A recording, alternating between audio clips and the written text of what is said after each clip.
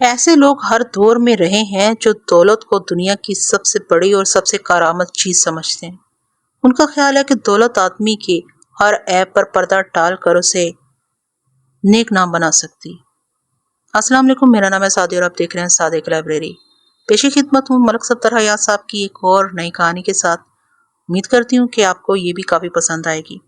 اس سے پہلے کہ کہانی کا آغاز کروں، درخواست ہے اگر چینل پر نئے ہیں تو چینل کو پلیز سبسکرائب ضرور کر کے جائیے گا اور بیل کے آئیکن کو پریس کرنے کے بعد آل نوٹیفیکیشن بیل کو بھی آن کر لیجیے گا۔ اور ہاں، اگر آپ کو ویڈیو پسند آئے، کہانی پسند آئے تو لائک اور کمنٹ ضرور کیجیے گا، اور اگر آپ کو زیادہ پسند آئے تو شیئر بھی کر دیجیے گا۔ آئیے آغاز کرتے ہیں۔ جب انسان جھوٹ بولتا ہے تو اس کے پیش نظر عموماً تین باتیں ہوتی ہیں۔ یا تو وہ کوئی فائدہ حاصل کرنا چاہتا ہے، یا کسی نقصان اور تکلیف سے بچنا چاہتا ہے، یا جھوٹی شان بنانا چاہتا ہے۔ بسا اوقات وہ یہ مقاصد حاصل بھی کر لیتا ہے، مگر انجام کار نقصان میں رہتا ہے۔ تھانے میں جو لوگ آتے ہیں یا لائے جاتے ہیں، ان کی باتوں میں زیادہ تر جھوٹ شامل ہوتا ہے۔ یہی وجہ ہے کہ پولیس والوں کو سچ تک پہنچنے کے لیے کبھی خود تکلیف دہ مراحل سے گزارنا پڑتا ہے اور کبھی دوسروں کو گزارنا پڑتا ہے۔ جھوٹ سے بعض اوقات بڑے خطرناک نتائج نکلتے ہیں اور انسان ایسی تباہی میں گھر جاتا ہے جہاں سے نکلنے کا کوئی راستہ اسے نظر نہیں آتا۔ یہ واقعہ بھی ایسے ہی ایک جھوٹ سے شروع ہوا تھا۔ وہ 50ویں عرصے کا ابتدائی زمانہ تھا اور بہار کا موسم تھا۔ اگرچہ موسم سرما رخصت ہو چکا تھا، مگر رات کے وقت خاصی ٹھنڈ ہو جاتی تھی۔ ایک روز رات کے 10 بجے کسی نے میرے دروازے پر دستک دی۔ میں نے دروازہ کھولا تو سامنے ایک حوالدار چند آدمیوں کے ہمراہ کھڑا دکھائی دیا۔ میں اس کے بولنے سے پہلے ہی سمجھ گیا کہ وہ لوگ کسی سنگین واردات کی خبر لے کر آئے۔ چھوٹی موٹی وارداتوں کو رات کی ڈیوٹی والے خود ہی نپٹا دیتے تھے، لیکن بڑی واردات کی صورت میں مجھے جانا پڑتا تھا۔ حوالدار نے میرے استفسار پر بتایا کہ ایک بارات تھانے میں آئی ہے جس کے ساتھ ایک لاش بھی ہے۔ مجھے یاد ہے کہ اس نے یہی کہا تھا، بارات اور لاش کا ذکر کیا تھا۔ اس کے ساتھ جو آدمی آئے تھے وہ براتیوں کے نمائندے تھے اور بالکل گمسم کھڑے تھے۔ میں نے اندر جا کر وردی پہنی اور چند منٹوں کے اندر تھانے پہنچ گیا۔ وہاں اچھا خاصا کوہرام مچا ہوا تھا۔ براتیوں میں خاصی تعداد عورتوں کی تھی جو زور زور سے بین کر رہی تھیں۔ کچھ مرد بھی رو رہے تھے۔ عورتوں کے درمیان ایک سجی ہوئی ڈولی اور مردوں کے درمیان چارپائی پر ایک لاش رکھی تھی۔ مجھے بتایا گیا کہ وہ لاش دلہا کی تھی جسے ڈاکوؤں نے ہلاک کر دیا تھا۔ میں نے لاش برآمدے میں رکھوائی اور روشنی میں اس کا سرسری معائنہ کیا اور اس کے جسم پر تیز دھار آلات کے گہرے زخم پڑے ہوئے تھے اور اس کا لباس خون سے تر ہو رہا تھا۔ اس کا خون آلود چہرہ اور کلا بھی چارپائی پر موجود تھا۔ وہ ایک خوش شکل اور گبرو جوان تھا۔ اس کے گلے میں پڑے ہوئے پھولوں کے ہار بھی خون سے سرخ ہو رہے تھے۔ اس کا نام سعید الدین معلوم ہوا۔ میرے قریب جو لوگ کھڑے تھے ان میں زیادہ تر سعید کے قریبی رشتہ دار، یعنی باپ، بھائی، چچا اور ماموں وغیرہ۔ انہوں نے بتایا کہ وہ ایک قریبی بستی سے جو وہاں سے 2-2.5 میل کے فاصلے پر تھی لڑکی بیاہ کر لا رہے تھے کہ راستے میں ڈاکوؤں نے حملہ کر دیا۔ اس حملے میں دلہا ہلاک ہو گیا۔ 5-6 آدمی زخمی ہوئے اور ایک لڑکی کو ڈاکو اغوا کر کے لے گئے۔ زخمیوں کو کچھ لوگ مرہم پٹی کے لیے اسپتال لے گئے تھے۔ مقتول سعید کے باپ کا نام فرید الدین تھا۔ میں نے اسے پوچھا کہ ڈاکوؤں کی تعداد کتنی تھی۔ وہ اپنے آنسو پونچھتے ہوئے بولا وہ 6 یا 7 آدمی تھے اور گھوڑوں پر سوار تھے۔ مقتول کے ماموں نے کہا وہ بندوقوں اور کلہاڑیوں سے مسلح اچانک ہی ہم پر ٹوٹ پڑے تھے۔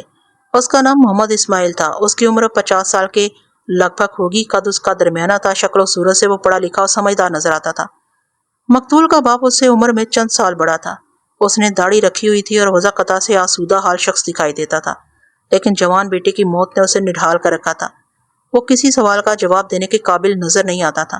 میں نے ضابطے کی کارروائی مکمل کرنے سے پہلے ایک پولیس پارٹی تیار کی۔ براتیوں میں سے 2 نوجوانوں کو رہنمائی کے لیے ان کے ساتھ کیا اور انہیں ڈاکوؤں کے پیچھے روانہ کر دیا۔ مقتول کے ماموں اسماعیل نے میرے استفسار پر بتایا کہ وہ تقریباً 8 بجے دلہن کو لے کر واپس روانہ ہوئے تھے۔ براتیوں کی تعداد 60-70 کے لگ بھگ تھی۔ ان میں سے کچھ تانگوں اور بیل گاڑیوں میں سوار تھے، کچھ پیدل چل رہے تھے۔ راستہ کچا تھا اور کھیتوں کے درمیان میں سے گزرتا تھا۔ ان کے پاس روشنی کا کوئی معقول انتظام نہیں تھا۔ صرف 2 یا 3 لالٹینیں تھیں۔ پروگرام کے مطابق وہ 5-5:30 بجے واپس روانہ ہونا چاہتے تھے، لیکن لڑکی والوں کے اصرار پر انہیں رات کے کھانے کے لیے رکنا پڑا اور یوں رخصت ہوتے ہوتے 8 بج گئے۔ عورتیں زیادہ تر بیل گاڑیوں پر سوار تھیں اور ڈھولک پر گیت گاتی ہوئی آ رہی تھیں۔ جب وہ نصف راستہ طے کر چکے تو درختوں کے جھوٹ میں چھپے ہوئے گھڑ سوار ڈاکو جو بندوقوں اور کلہاڑیوں سے مسلح تھے فائرنگ کرتے ہوئے ان پر ٹوٹ پڑے۔ برات میں ایک دم افراتفری پھیل گئی۔ کچھ نوجوانوں نے ڈاکوؤں کا مقابلہ کرنے کی کوشش کی مگر ناکام رہے۔ ڈاکو چند منٹوں میں اپنی کارروائی مکمل کر کے تاریکی میں غائب ہو گئے۔ اتنے ہی عرصے میں وہ برات کے اندر کوہرام بپا کر گئے تھے۔ عورتوں کی چیخیں دور دور تک سنائی دے رہی تھیں۔ زخمی الگ تڑپ رہے تھے۔ کچھ عورتیں یہ شور مچا رہی تھی کہ دلہن کو ڈاکو اٹھا کر لے گئے، لیکن پتہ کرنے پر معلوم ہوا کہ دلہن ڈولی میں بے ہوش پڑی تھی اور ایک دوسری لڑکی جو دلہن کے ساتھ ڈولی میں بیٹھی تھی غائب تھی۔ دلہا جو گھوڑے پر سوار تھا ڈاکوؤں کا مقابلہ کرتے ہوئے مارا گیا تھا۔ اسماعیل نے مزید بتایا کہ ڈاکو کچھ سامان لوٹ کر لے گئے تھے، مگر خوش قسمتی سے زیورات والا ٹرک محفوظ تھا۔ میں نے پوچھا کیا تم لوگ ڈاکوؤں کو پہچان سکتے ہو؟ اسماعیل کے قریب کھڑے ہوئے ایک شخص نے کہا نہیں جی، کسی نے ان کی شکلیں نہیں دیکھی۔ ایک تو وہاں اندھیرا تھا اور دوسرے ڈاکوؤں نے ڈھاٹے باندھ رکھے تھے۔ میں شش و پنج میں پڑ گیا۔ اس علاقے میں ڈکیتی کی وارداتیں ہوتی رہتی تھی، مگر وہاں گھوڑا سوار ڈاکوؤں کا کوئی گروہ نہیں تھا۔ شاید وہ ڈاکو کسی دوسرے علاقے سے آئے تھے اور گزرتے گزرتے اپنا کام کر گئے تھے۔ میں نے اسماعیل اور فرید الدین سے کہا کہ وہ اچھی طرح اپنے سامان کا جائزہ لیں اور مجھے صحیح بتائیں کہ کیا کچھ چوری ہوا ہے۔ انہوں نے جا کر سامان چیک کیا اور 10-15 منٹ بعد جب واپس آئے تو ان کے چہروں پر حیرت چسپاں تھی۔ جناب کوئی خاص چیز چوری نہیں ہوئی، محمد اسماعیل نے کہا، نہ قیمتی سامان، سب محفوظ ہے۔ عام چیز کیا چوری ہوئی ہے؟ میں نے پوچھا۔ دراصل کوئی چیز بھی چوری نہیں ہوئی، ایک نوجوان نے کہا، سب سامان محفوظ ہے۔ میرے ذہن میں طبعی طور پر یہ سوال پیدا ہوا کہ اگر کوئی چیز چوری نہیں ہوئی تو ڈاکوؤں کے حملے کا مقصد کیا تھا؟ کیا وہ صرف دلہا کو قتل کرنے اور ایک لڑکی کو اغوا کرنے آئے تھے؟ میں نے پوچھا جس لڑکی کو ڈاکو اٹھا کر لے گئے ہیں وہ کون تھی؟ وہ سب ایک دوسرے کی طرف دیکھنے لگے، کسی کو بھی اس لڑکی کے بارے میں معلوم نہیں تھا۔ اسماعیل عورتوں کے پاس گیا اور پوچھ گچھ کرنے کے بعد ایک 12-13 سالہ لڑکے کو بازو سے پکڑ کر میرے پاس لے آیا۔ بولا جناب وہ لڑکی اس لڑکے کی بہن تھی، اس کا نام ابرار حسین ہے۔ ابرار حسین ہچکیاں لیتے ہوئے رو رہا تھا۔ گھبراؤ نہیں برخوردار، ہم نے ڈاکوؤں کی گرفتاری کے لیے پولیس پارٹی روانہ کر دی۔ میں نے لڑکے کو تسلی دی، تمہاری بہن جلد ہی واپس آ جائے گی۔ اس کا نام کیا ہے؟ اس کا نام زہرا بی بی ہے، لڑکے نے روتے ہوئے جواب دیا۔ میری ایک ہی بہن تھی، خدا ڈاکوؤں کا کھانا خراب کرے، ان کو مرگی پڑے، کفن نصیب نہ ہو کتوں کو۔ تمہارے باپ کا نام کیا ہے؟ میرا باپ فوت ہو چکا ہے، اس کا نام دلدار حسین تھا۔ میں نے فرید الدین سے پوچھا، فرید الدین کیا یہ لڑکا تمہارے رشتہ داروں میں سے ہے؟ امداد علی میرا خالو ہے جی، لڑکے نے کہا۔ زہرا کو ووٹی کے ساتھ جانے کا شوق تھا، ماں نے منع بھی کیا تھا، مگر وہ زبردستی ڈولی میں بیٹھ گئی، مجھے بھی ساتھ لے لیا۔ محمد اسماعیل نے بتایا کہ امداد علی دلہن کے باپ کا نام ہے، یعنی اغوا ہونے والی لڑکی زہرا بی بی دلہن کی خالازاد بہن تھی۔ میں نے ابرار سے پوچھا، برخوردار جب ڈاکوؤں نے تمہاری بہن کو اٹھایا تو اس وقت تم کہاں تھے؟ میں پیچھے والی بیل گاڑی پر تھا، اس نے جواب دیا۔ میں بندوقوں کی آواز سن کر بیل گاڑی کے نیچے چھپ گیا تھا۔ میں نے نیچے سے صرف گھوڑوں کی ٹانگیں دیکھی تھی۔ جب ڈاکو واپس چلے گئے تو میں بیل گاڑی کے نیچے سے باہر آ گیا۔ اس وقت کئی لوگ زمین پر پڑے ہوئے چیخ رہے تھے۔ تمہارے اور کتنے بہن بھائی ہیں؟ میں نے پوچھا۔ اور کوئی نہیں ہے، ہم صرف 2 ہی بہن بھائی ہیں، ایک ہماری ماں ہے۔ میں نے لڑکے کو واپس بھیج دیا اور محمد اسماعیل سے کہا، یہ ڈکیتی کی واردات نہیں معلوم ہوتی۔ لو جی اور سن لو، ایک نوجوان جس کا نام بعد میں کبیر الدین معلوم ہوا کہا، تھانے دار صاحب کہتے ہیں کہ یہ ڈکیتی کی واردات ہی نہیں ہے۔ اور جناب ہمارے بھائی کی لاش باہر پڑی اور آپ کہتے ہیں کہ یہ ڈکیتی کی واردات نہیں، پھر تو آپ کے ساتھ بات کرنا ہی فضول ہے۔ قریب کھڑے ہوئے ASI نے کبیر الدین کے کندھے پر ہاتھ رکھتے ہوئے کہا، زیادہ گرم ہونے کی ضرورت نہیں ہے جوان، تم لوگ خود یہ کہتے ہو کہ کوئی چیز چوری نہیں ہوئی، پھر یہ ڈکیتی کی واردات کیسے ہوئی؟ ہماری سمجھ میں کچھ نہیں آتا، کبیر الدین نے کہا، ہمارا تو دماغ ہی گھما ہوا ہے۔ صبر کرو جوان، صبر کرو، ASI نے کہا۔ سعید الدین تمہارا کیا لگتا تھا؟ چچا زاد بھائی تھا، بڑا سوہنا جوان تھا، ہم تو بالکل ہی لٹ گئے ہیں، کچھ کرو جناب۔ وہ اس طرح باتیں کر رہا تھا جیسے سارا قصور ہمارا ہو۔ میں نے اسے کندھے سے پکڑ کر اپنی طرف گھمایا اور کہا، تمہارے جسم پر تو خراش بھی نظر نہیں آتی، معلوم ہوتا ہے کہ ڈاکوؤں کو دیکھ کر تم بھی بیل گاڑی کے نیچے چھپ گئے تھے۔ وہ دونوں ہاتھ سامنے کر کے بولا، ہمارے ہاتھ خالی تھے، ہم کچھ نہیں کر سکتے تھے۔ تم ذرا صبر کرو اور ایک طرف ہو کر بیٹھ جاؤ، میں نے کہا۔ اسماعیل، دلہن کی بیل گاڑی پر کتنی لڑکیاں تھیں؟ 4-5 ہوں گی، اسماعیل نے جواب دیا۔ ایک تو میری بہن اور اس کی بیٹی سکینہ تھی، 2 یا 3 لڑکیاں اور ہوں گی، ایک زہرا بی بی تھی جو ڈولی کے اندر تھی۔ ان عورتوں کو دلہن سمیت اندر میرے کمرے میں لے آؤ، میں نے کہا، میں ان سے چند سوالات کروں گا۔ یہ نہیں ہو سکتا، کبیر الدین نے کہا، ہم لوگ اتنے بغیرت نہیں ہیں، ہماری عورتیں کسی سے بات نہیں کرتی۔ 2 نوجوان آگے بڑھے اور اس کی ہاں میں ہاں ملانے لگے۔ فرید الدین، میں نے مقتول دلہا کے باپ سے کہا، یہ قتل اور اغوا کا کیس ہے، ہم برات میں شامل تمام لوگ واردات کے عینی گواہ ہیں، تم سب کو گواہی دینا پڑے گی۔ میں نے حوالدار کو بلا کر کہا، چند سپاہیوں کو ساتھ لو اور براتیوں کے بیانات قلم بند کرنے شروع کرو، اور دیکھو کوئی شخص بیان دیے بغیر نہ جائے۔ پہلے سب کی فہرست تیار کرو، عورتوں کے بیانات بھی قلم بند کرو اور مردوں کے بھی۔ جلدی کی ضرورت نہیں، آرام سے کام کرو۔ فرید الدین میرا موڈ دیکھ کر بولا، ملک صاحب آپ تو ناراض ہو گئے۔ میں نے اس کی بات کو نظر انداز کرتے ہوئے حوالدار سے کہا، عورتوں کو ادھر کمرے میں بٹھا دو، ان کا بیان بعد میں لیا جائے گا، پہلے مردوں کا بیان لو اور دیکھو یہ سب پابندے گواہ ہیں، کوئی آدمی ادھر ادھر نہ ہو۔ ایک بوڑھا آدمی کبیر الدین اور اس کے ساتھیوں کو ڈانٹنے لگا، بولا، اوے سدائیا، تجھے کیا پتا قانونی کارروائی کیسے ہوتی ہے؟ یہ تیرے تایا کی حویلی نہیں، تھانہ ہے تھانہ، دیکھتا نہیں تھانے دار صاحب اپنی نیند خراب کر کے یہاں آئے ہیں، چل اٹھ معافی مانگ ملک صاحب سے۔ اتنے میں محمد اسماعیل دلہن سمیت 4 عورتوں کو میرے پاس لے آیا۔ ایک عمر رسیدہ عورت تھی جو دلہن کی ساس تھی، دوسری اس کی بیٹی سکینہ تھی، دلہن کا نام فہمیدہ تھا، چوتھی لڑکی کا نام سلیمہ تھا، وہ کبیر دین کی چھوٹی بہن تھی اور وہ چاروں رو رہی تھی۔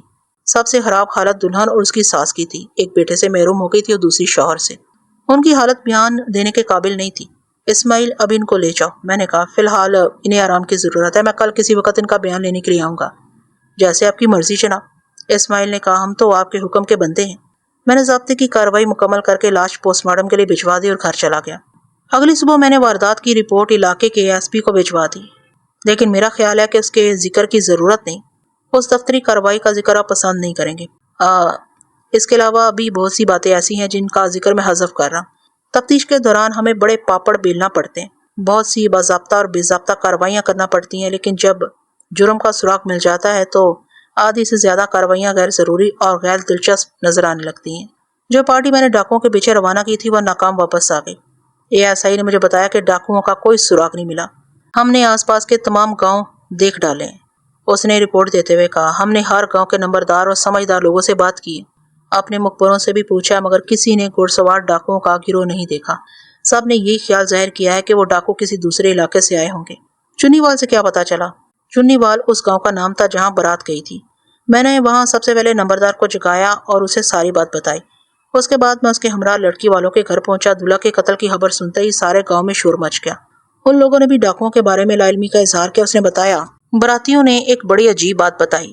میں نے کہا، ڈاکوؤں نے ان کے سامان کو بالکل ہاتھ نہیں لگایا، میرا خیال ہے کہ یہ کارروائی خاندانی دشمنی کے تحت کی گئی ہے۔ دلہا کا قتل اور ڈولی میں سے لڑکی کا اغوا یہ ظاہر کرتا ہے کہ حملہ آور ڈاکو نہیں تھے۔ میں یہ سمجھتا ہوں کہ وہ در حقیقت دلہن کو اغوا کرنا چاہتے تھے، لیکن اندھیرے اور افراتفری کی وجہ سے انہوں نے زہرا کو اٹھا لیا۔ ملک صاحب، آپ نے تو سارا مسئلہ ہی حل کر دیا۔ اے ایس آئی نے کہا، یہ تو واقعی بڑا سیدھا کیس معلوم ہوتا ہے۔ یہاں تو یہ خاندانی دشمنی کا کیس ہے یا عشق و محبت کا چکر ہے؟ اگر وہ عشق و محبت کا معاملہ تھا تو اس میں یقیناً کوئی صاحب حیثیت شخص ملوث تھا، کیونکہ نصف درجن گھوڑوں اور نصف درجن حملہ آوروں کا بندوبست کوئی معمولی آدمی نہیں کر سکتا تھا۔ اس اعتبار سے وہ گھڑ سوار کرائے کے بدماش بھی ہو سکتے تھے۔ میں نے اے ایس آئی سے کہا کہ وہ علاقے کے ہسٹری شیٹروں کو تھانے بلا کر ان سے پوچھ گچھ کرے اور اگر مناسب سمجھے تو ان کی پھینٹی شینٹی بھی لگائے۔ دوپہر کے وقت ایک بوڑھی اور پریشان حال عورت تھانے میں آئی، اس کے ساتھ ایک معمر شخص اور ایک نوعمر لڑکا بھی تھا۔ لڑکے کو میں نے فوراً پہچان لیا، اسے میں رات کو بھی دیکھ چکا تھا۔ اس کا نام ابرار حسین تھا اور اغوا ہونے والی لڑکی زہرا بی بی کا بھائی تھا۔ معمر شخص نے اپنا نام چودھری صابر حسین بتایا اور رسمی کلمات کے بعد بولا، تھانے دار صاحب، یہ میرے مرحوم بھائی کی بیوہ ہے، فاطمہ بی بی اس کا نام ہے، اس کی جوان بیٹی زہرا بی بی کو کل رات ڈاکو اٹھا کر لے گئے۔ ہم آپ کے پاس فریادی بن کر آئے ہیں، زہرا کے اغوا کی وجہ سے ہمارے گھر میں ماتم بپا ہے۔ تھانے دار صاحب، میں تو جیتے جی مر گئی ہوں۔ فاطمہ بی بی اپنا دامن پھیلا کر بولی، ظالموں کو میری بیٹی کے سوا اور کوئی لڑکی نظر نہ آئی؟ میں تو پہلے بڑی دکھی تھی، اور ایک ہی بیٹی تھی میری، کسی اور لڑکی کو کیوں نہ اٹھا لیا انہوں نے؟ میری بیٹی کو کسی طرح واپس لے آئے، میں آپ کو زندگی بھر دعائیں دوں گی، جو توفیق ہوگی وہ آپ کی جھولی میں ڈال دوں گی۔ اس کی حالت خاصی قابل رحم تھی، وہ یہ سمجھ رہی تھی کہ ہر چیز میرے اختیار میں تھی، میں جب چاہوں ڈاکوؤں کو پکڑ سکتا ہوں اور اس کی بیٹی کو بازیاب کر سکتا ہوں۔ ماں جی، ہم اپنی پوری کوشش کر رہے ہیں، میں نے کہا، دعا کریں آپ کی بیٹی کا اب جلد کوئی سراغ مل جائے، اور کچھ لینے دینے کی ضرورت نہیں ہے، ہم اسی کام کی تنخواہ لیتے ہیں۔ فاطمہ بی بی کی معروضات سننے کے بعد میں دوبارہ صابر حسین کی طرف متوجہ ہوا اور اس کا بغور جائزہ لیا۔ شکل و شباہت اور رنگ و روپ سے یہ اندازہ ہوتا تھا کہ وہ خاصا فارغ البال اور کھاتا پیتا شخص تھا۔ اس کے چہرے پر داڑھی بھی تھی اور مونچھیں بھی، لیکن مونچھیں داڑھی کے مقابلے میں زیادہ نمایاں تھی اور کناروں سے باہر نکلی ہوئی تھی۔ واضح طور پر وہ خاصا روب داب رکھنے والا آدمی تھا۔ آپ زہرا بی بی کے چچا ہیں؟ میں نے اس سے کہا۔ کاروبار کیا ہے آپ کا؟ میں زہرا بی بی کا تایا ہوں، اس نے کہا۔ چودھری دلدار میرا چھوٹا بھائی تھا۔ اس علاقے میں اپنی تھوڑی سی زمینیں ہیں اور یہی ہمارا کاروبار ہے۔ ہم لوگ جدی پشتی زمیندار ہیں۔ آپ سے ایک دفعہ پہلے بھی ملاقات ہوئی تھی، لیکن آپ نے پہچانا نہیں۔ ہمیں روزانہ 20 لوگوں سے ملنا پڑتا ہے، کچھ یاد رہ جاتے ہیں اور کچھ بھول جاتے ہیں۔ پھر میں نے موضوع بدلتے ہوئے پوچھا، اس واردات کے بارے میں آپ کا کیا خیال ہے؟ کیا یہ واقعی ڈاکوؤں کا کام ہے یا خاندانی دشمنی کا کوئی معاملہ ہے؟ ملک صاحب، ہم اس مصیبت سے بچے ہوئے ہیں، اس نے جواب دیا۔ ہم پر بڑا اللہ کا فضل ہے، ہمارے خاندان میں کوئی دشمنی نہیں ہے۔ ویسے آپ نے یہ سوال کیوں کیا ہے؟ یہ سوال میں نے اس لیے کیا ہے کہ اس واردات میں ڈاکوؤں کا ہاتھ نظر نہیں آتا۔ ابھی تک جو واقعات ہمارے سامنے آئے ہیں ان سے یہ کارروائی انتقام لینے کے لیے کی گئی ہے۔ آپ یہ بات سن چکے ہوں گے کہ حملہ آوروں نے کسی قیمتی چیز کو ہاتھ نہیں لگایا۔ اگر اس کارروائی کا مقصد ڈکیتی ہوتا تو حملہ آور لڑکی کو اٹھانے کی بجائے زیورات کا ٹرنک اٹھاتے۔ لہٰذا اب سوچ کر میرے سوال کا جواب دے، اس کارروائی میں مجھے دشمنی صاف نظر آتی ہے۔ ضروری نہیں کہ وہ خاندانی دشمنی ہو۔ وہ تھوڑی دیر کے لیے سوچ میں پڑ گیا، پھر بولا، ملک صاحب جلدی ہماری کسی سے دشمنی نہیں ہے، ہمارے خاندان میں کبھی اتنی سنگین واردات نہیں ہوئی، آپ نے مجھے الجھن میں ڈال دی ہے۔ ویسے اللہ کے فضل سے اس علاقے میں ہماری بڑی عزت ہے، آج تک کسی نے میلی آنکھ سے ہماری طرف نہیں دیکھا۔ آپ کا کسی سے کوئی زمین یا جائیداد کا جھگڑا تو نہیں ہے؟ یہ چھوٹے موٹے جھگڑے تو ہوتے ہی رہتے ہیں، لیکن کسی نے کبھی اتنی بڑی جرت نہیں کی۔ وہ خاصا پریشان ہو گیا تھا اور یوں لگتا تھا جیسے اپنے آپ سے باتیں کر رہا ہو۔ میں نے اسے تاکید کی کہ اگر اسے کسی شخص پر شک ہو تو ہمیں فوراً اطلاع دے تاکہ مناسب کارروائی کی جا سکے۔ اگلی صبح میں دلہن کا بیان لینے کے لیے فرید الدین کے گھر پہنچ گیا۔ میرے ذہن میں اچانک یہ خیال آیا تھا کہ وہ واردات ناکام محبت کا نتیجہ بھی ہو سکتی تھی۔ دلہا کا قتل اور دلہن کے اغوا کی کوشش اس طرف واضح اشارہ کرتی تھی۔ فرید الدین ان لوگوں کے درمیان بیٹھا تھا جو تعزیت کے لیے اس کے پاس آئے ہوئے تھے۔ میں اسے ایک طرف لے گیا اور کہا کہ میں دلہن کا بیان لینے آیا ہوں اور یہ بیان بھی علیحدگی میں لینا چاہتا ہوں۔ اس وقت تو ہمارے گھر میں بڑی افراتفری پھیلی ہوئی ہے، اس نے جواب دیا۔ گھر کے اندر عورتیں بھری ہوئی ہیں اور سچ پوچھے تو دلہن بیان دینے کے قابل نہیں ہے، اس کی حالت بڑی خراب ہے۔ اب وہ دلہن کہاں رہی؟ اس کا سہاگ تو اجڑ گیا، اب 2-4 روز کے بعد آ جائے۔ فرید صاحب، ایک لڑکی بھی ڈاکوؤں کے قبضے میں ہے، میں نے کہا، اور جب تک کوئی سرا ہمارے ہاتھ نہیں آتا ہم کوئی کارروائی نہیں کر سکتے۔ ہم لڑکی کو تھانے بھی بلا سکتے تھے، اب تفتیش میں روکنا بنے۔ اس نے مجھے بیٹھنے کے لیے کہا، عورتوں سے مشورہ کرنے اندر چلا گیا۔ اس کے جانے کے فوراً بعد ایک نوجوان میرے قریب آیا، سلام کرنے کے بعد بولا، سنا ہے آپ لڑکی کا بیان لینا چاہتے ہیں؟ اس نے شیروانی پہن رکھی تھی اور اچھے مضبوط جسم کا نوجوان تھا۔ میں نے اسے پہلے نہیں دیکھا تھا، مگر پھر بھی اس کا چہرہ کچھ مانوس سا معلوم ہوا۔ اس کا بولنے کا انداز قدرے تحکمانہ تھا جو مجھے اچھا نہیں لگا۔ میں نے گہری نظروں سے اسے گھورا اور پوچھا، تمہارا نام کیا جوان؟ اس نے گردن پھلا کر جواب دیا، چودھری منصور علی۔ اور سرکار کا نام؟ میں نے اس کے سوال کو نظر انداز کرتے ہوئے پوچھا، تمہارا لڑکی کے ساتھ کیا رشتہ ہے؟ کس لڑکی کی بات کر رہے ہیں آپ؟ جس لڑکی کی تم بات کر رہے ہو۔ اچھا، آپ فہمیدہ کی بات کر رہے ہیں، وہ میری چچا زاد ہے۔ منصور علی نے کہا، ہم اسے واپس لے جانے کے لیے آئے ہیں۔ اس کا اب ان لوگوں سے کوئی واسطہ نہیں رہا، میرا مطلب تو آپ سمجھ ہی گئے ہوں گے۔ جب بندہ نہیں رہا تو پھر تعلق واسطہ کیسا؟ کیوں جناب، میں نے غلط تو نہیں کہا؟ اس نے لڑکی کے سسرال والوں کا خاصی حکارہ سے ذکر کیا تھا، کسی نے اس کی بات پر دھیان نہیں دیا تھا، ورنہ اس بات پر وہاں بدمزگی بھی ہو سکتی تھی۔ میں نے اس کی آنکھوں میں آنکھیں ڈالتے ہوئے کہا، منصور علی، تم نے بات تو بڑی غلط کی ہے، لیکن میرا اس معاملے سے کوئی واسطہ نہیں ہے، اس لیے میں اس پر کوئی تبصرہ نہیں کرنا چاہتا۔ اس نے میری بات کا کوئی اثر نہیں لیا، بولا، ملک صاحب برا نہ منائے، میں آپ سے ایک بات عرض کرنا چاہتا ہوں، فہمیدہ سیدھی سادی اور کمزور لڑکی ہے، اس کے ساتھ کوئی لمبی کہانی نہ ڈال دیں۔ اچھا بھائی، میں نے صبر کا مظاہرہ کیا، اب تم ہمیں تھانے داری کرنا سکھاؤ گے؟ وہ بے تکلف ہونے کی کوشش کرتے ہوئے بولا، ویسے ایک کام آپ کا بڑا عشائی قسم کا ہے، جس کو چاہ پکڑ لیا، جوتے کھڑکا کر سر پولا کر دیا۔ اگر یہ زمینداری کا چکر نہ ہوتا تو میں بھی تھانے دار بن جاتا۔ تم تو بنے بنائے تھانے دار ہو، میں نے اسے الو بنایا، بس وردی اور کرسی کی کمی ہے۔ وہ سمجھا میں اس کے اثر میں آ گیا ہوں، میرا ہاتھ دبا کر بولا، آپ ذرا ادھر سے فارغ ہو جائیں تو آپ کے ساتھ کچھ پرائیویٹ سلسلہ جنبانی کرنا ہے۔ ہم تو جناب جیو اور جینے دو کے اصول پر عمل کرتے ہیں۔ اتنے میں فرید الدین واپس آ کر بولا، آئے ملک صاحب، میں نے کمرہ خالی کرا لیا ہے۔ منصور علی نے فرید الدین سے کہا، چاچا، ملک صاحب اپنے خاص آدمی ہیں، یہ یہاں سے ناراض نہیں جانے چاہیے، کیا سمجھے آپ؟ کوئی مسئلہ ہو تو ہمیں بتائیں۔ فرید الدین نے ہونٹ پیچ کر منصور علی کی طرف دیکھا اور گہرا سانس لے کر رہ گیا۔ واضح طور پر اسے منصور علی کا طرز تکلم سخت ناگوار گزرا تھا، لیکن اس نے منہ سے کچھ نہیں کہا۔ وہ میری رہنمائی کرتا ہوا مکان کے پچھلے حصے میں پہنچ گیا۔ منصور علی کا رویہ آپ کے ساتھ کچھ ٹھیک نہیں ہے، میں نے کہا، بڑی اکڑ پائی جاتی ہے اس لڑکے میں۔ جی ہاں، دولت عجیب و غریب رنگ دکھاتی ہے، یہ لڑکا فہمیدہ۔ اس نے بات ادھوری چھوڑ دی اور ایک دروازہ کھولتے ہوئے بولا، اندر تشریف لے آئیں۔ وہ ایک چھوٹا سا نیم تاریک کمرہ تھا جس میں سوندھی سوندھی بو پھیلی ہوئی تھی۔ ایک کونے میں چارپائی رکھی تھی جس پر دلہن کے علاوہ فرید الدین کی بیوی صابرہ بیگم اور اس کی بیٹی سکینہ بھی بیٹھی تھی۔ دلہن اکیلے میں گھبرا رہی تھی، فرید الدین نے کہا، اس لیے میری بیوی اور بیٹی ساتھ بیٹھ گئی ہیں۔ میرے بیٹھنے کے لیے کرسی رکھی تھی، میں کرسی پر بیٹھ کے اور چند لمحوں تک صابرہ بیگم سے سرسری نوعیت کے سوالات کرتا رہا۔ اس کے بعد میں نے اسے اور اس کی بیٹی کو باہر جانے کے لیے کہا۔ دونوں ناگواری کے ساتھ اٹھ کر باہر چلی گئیں۔ میں نے اٹھ کر دروازہ بند کر دیا۔ فہمیدہ گھبرا کر بولی، آپ نے دروازہ کیوں بند کر دیا ہے؟ دروازہ میں نے اس لیے بند کر دیا کہ کوئی ہماری باتیں نہ سن سکے۔ میں نے کرسی پر بیٹھتے ہوئے کہا، میں تمہارے ساتھ کچھ پرائیویٹ باتیں کرنا چاہتا ہوں، تم یہ پسند نہیں کرو گی کہ دوسرے یہ باتیں سنیں۔ سب سے پہلے تو میں تمہارے شوہر کے قتل پر افسوس کا اظہار کرنا چاہتا ہوں، میں نے سلسلہ کلام جاری رکھتے ہوئے کہا۔ مجھے اس لیے بھی اس پر افسوس ہے کہ یہ واردات میرے علاقے میں ہوئی ہے۔ ہم بہت جلد ڈاکوؤں کو گرفتار کر لیں گے اور تمہاری سہیلی زہرا کو بھی برآمد کر لیں گے۔ جب ڈاکوؤں نے ڈولی کے اندر سے زہرا کو اٹھایا تھا تو اس وقت انہوں نے کیا کہا تھا؟ اور میرا مطلب ہے کوئی بات بھی کی تھی یا چپ چاپ اپنا کام کر کے واپس چلے گئے تھے؟ مجھے کچھ یاد نہیں ہے، فہمیدہ نے جواب دیا۔ میں نے گولیاں چلنے اور چیخنے کی آوازیں سنی تھی، پھر اتنا یاد ہے کہ کسی نے بڑے زور سے ڈولی کا پردہ ہٹایا تھا، اس کے بعد میں بے ہوش ہو گئی تھی۔ جس شخص نے ڈولی کا پردہ ہٹایا تھا تم نے اس کا چہرہ دیکھا تھا؟ نہیں، میں نے کچھ نہیں دیکھا، مجھے تو اپنا بھی ہوش نہیں رہا تھا۔ کچھ لوگوں کا خیال ہے کہ ڈاکو تمہیں اغوا کرنا چاہتے تھے مگر غلطی سے زہرا کو اٹھا کر لے گئے۔ تمہارا کیا خیال ہے؟ مجھے کیا پتا کہ وہ کس کو اغوا کرنے آئے تھے؟ میں نے یہ کہا ہے کہ آپ اسی سے اس کے بارے میں پوچھیں۔ وہ ہاتھ سے تیز لہجے میں بات کرتی تھی۔ میں نے اندازہ لگایا کہ اسے اپنے شوہر کی موت کا کوئی افسوس نہیں تھا۔ کچھ لوگوں کا یہ خیال بھی ہے کہ ڈاکوؤں کو اس کام کے پیسے ملے تھے۔ وہ کچھ نہیں بولی۔ میں نے اس کے مزاج کا اندازہ لگاتے ہوئے کہا، کہتے ہیں کہ جوڑی اللہ ملاتا ہے اور اگر بندے کوئی بے جوڑ رشتہ کر دے تو اللہ اسے ختم بھی کر دیتا ہے۔